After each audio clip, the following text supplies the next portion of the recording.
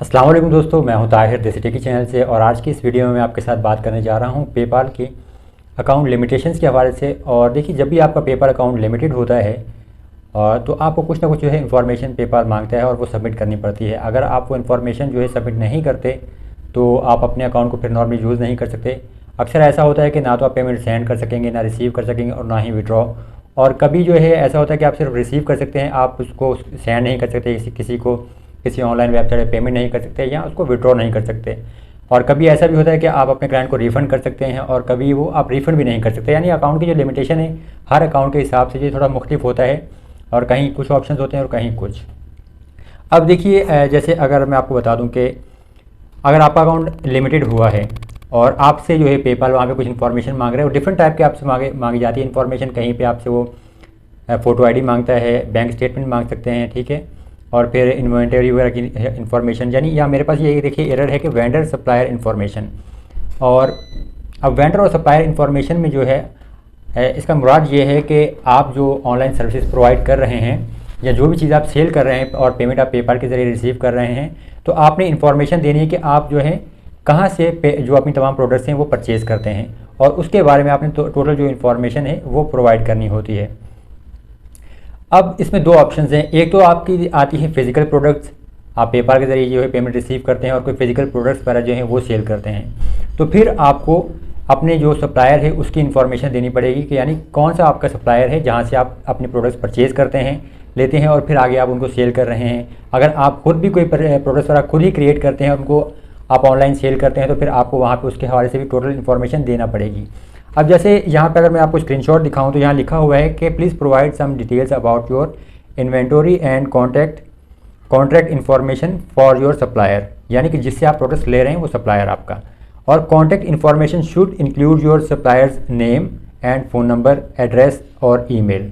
यानी यहाँ पे तीन चीज़ें लाजमी हैं इसमें, जहाँ से जो आपका सप्लायर है आपने उसके नाम, फ़ोन नंबर और एड्रेस वो आपने देना है। और फिर ये कि डॉक्यूमेंट्स जो है वो बिल्कुल क्लियर होने चाहिए, वैलिड होने चाहिए, ठीक है। और एक चीज़ और भी देखिए, इसमें दूसरा पॉइंट है वो है कि submitted information on the documents must correspond with the information on your PayPal account. तो अकाउंट के हवाले से भी आपकी मैच करनी चाहिए, यानी कि इन्फॉर्मेशन जो है वो गलत नहीं होनी चाहिए। ऐसा नहीं कि आप कोई भी इन्फॉर्मेशन वहाँ पे दे दें।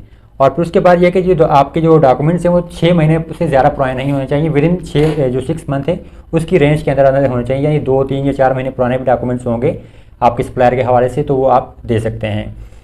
अगर आप जो है फिजिकल प्रोडक्ट्स फर्ज करेंगे सेल नहीं करते, आप सिर्फ ऑनलाइन सर्विसेज प्रोवाइड करते हैं, डिजिटल सर्विसेज देते हैं, तो उसका तो बहुत ही सिंपल हल है। उसके बारे में आप सिंपली जो है आप किसी भी एक पेपर पे लिख लीजिए या अपने मोबाइल में व्हाट्सएप पे या नोट पैड पे किसी जगह पे लिख लीजिए कि I am offering digital services, I don't need to buy product from supplier. आप इतना लिखें और उसका स्क्रीनशॉट लेके आप यहाँ पे वेंडर सप्लायर इन्फॉर्मेशन में सबमिट कर सकते हैं। क्योंकि आप जो है फिजिकल प्रोडक्ट सेल नहीं कर रहे, आप डिजिटल सर्विसेज देते हैं, तो सिंपल सी बात है आपको प्रोडक्ट्स वहाँ पे परचेज़ नहीं करना पड़ती। लेकिन अगर आप फिजिकल प्रोडक्ट सेल करते हैं तो फिर आपको देने पड़ेंगे। और नॉर्मली देखें कि अगर आप किसी भी जगह से अगर कहीं से कुछ प्रोडक्ट्स वगैरह परचेज़ करते हैं तो वहाँ से आपको कोई ना कोई उसका जो बिल वगैरह तो लाजमी मिलता है और आप वो अपलोड कर सकते हैं, वो प्रूफ। और जैसे यहाँ पे लिखा गया है कि आपका जो सप्लायर है एक तो उसका नाम, फिर उसका फ़ोन नंबर और उसका एड्रेस होना चाहिए लाजमी, जो भी आप डॉक्यूमेंट सबमिट करें। तो ये तीन चीज़ें लाजमी उस पर क्लियर होनी चाहिए। और साथ अगर चाहें तो आप उनका ईमेल भी प्रोवाइड कर सकते हैं। और ये जो है आप जब सबमिट कर देंगे तो उसके बाद फिर तकरीबन नॉर्मली 3 से 4 दिन या कभी कभी 1 हफ्ता लगता है और पेपाल जो है आपके अकाउंट की वो इन्फॉर्मेशन को रिव्यू करता है। और अगर वो अकाउंट ओके कर देता है तो आपको इसकी ईमेल भी आ जाती है और आपके अकाउंट से तमाम वार्निंग्स रिमूव हो जाती हैं। और अगर वहाँ पे वो डॉक्यूमेंट्स एक्सेप्ट नहीं करता तो कभी कभी वो आपसे दोबारा जो है रीसबमिट करने का कहेगा। और कभी ऐसा भी होता है कि पेपाल आपका जो अकाउंट है वो परमानेंटली बैन कर देता है, जिससे फिर आपकी जो पेमेंट वगैरह जितनी भी होती है पेपाल में वो फंस जाती है और आप सेम जो है डॉक्यूमेंट्स पर नया पेपर अकाउंट भी नहीं बना सकते और ना ही आप उस अकाउंट को डिलीट कर सकते हैं। तो जब भी पेपर आपसे कोई इन्फॉर्मेशन मांगे तो थोड़ा सा 1-2 दिन का टाइम लीजिए और उसी के हवाले से जो भी इन्फॉर्मेशन पेपर मांग रहे हैं उसी के अकॉर्डिंग जो है आप इन्फॉर्मेशन सबमिट करें। जब भी पेपर को इन्फॉर्मेशन मांगते हैं वहाँ पे क्लियरली लिखा होता है, जैसे मैंने आपको बताया कि ये जो वेंडर और सप्लायर इन्फॉर्मेशन है तो यहाँ पे क्लियरली ये जो लिखा गया है, तो इसी हवाले से फिर आपने ऐसी इन्फॉर्मेशन देनी है। और एक चीज़ मैं आपको बता दूं कि क्योंकि मैं खुद जो है डिजिटल सर्विसेज प्रोवाइड करता हूं तो मेरे पास भी ऐसा मसला आया है, मेरे अकाउंट भी लिमिटेड हुए थे और मैंने जो है इसी तरीके से जैसे मैंने आपको वीडियो में बताया डिजिटल सर्विसेज के हवाले से कि मैंने इस तरह से वो इन्फॉर्मेशन सबमिट की तो पेपाल ने मेरा अकाउंट को रिस्टोर कर दिया था। लेकिन एक चीज़ ध्यान में रखिए कि देखिए ये सिर्फ इन्फॉर्मेटिव पर्पज़ के लिए मैं वीडियोस बनाता हूँ और जो मेरा अपना एक्सपीरियंस होता है वो मैं आप लोगों के साथ शेयर कर देता हूँ। लेकिन इसका मतलब ये नहीं कि जो मेरी इन्फॉर्मेशन है वो 100% करेक्ट होगी या पेपाल हमेशा उसको एक्सेप्ट करता है। कई दफ़ा ऐसा होता है कि पेपाल जो है आपका अचानक ही अकाउंट बैन कर देता है, इन्फॉर्मेशन भी नहीं मांगता। मेरे साथ भी ऐसा हुआ है और भी कई लोगों के साथ हुआ है।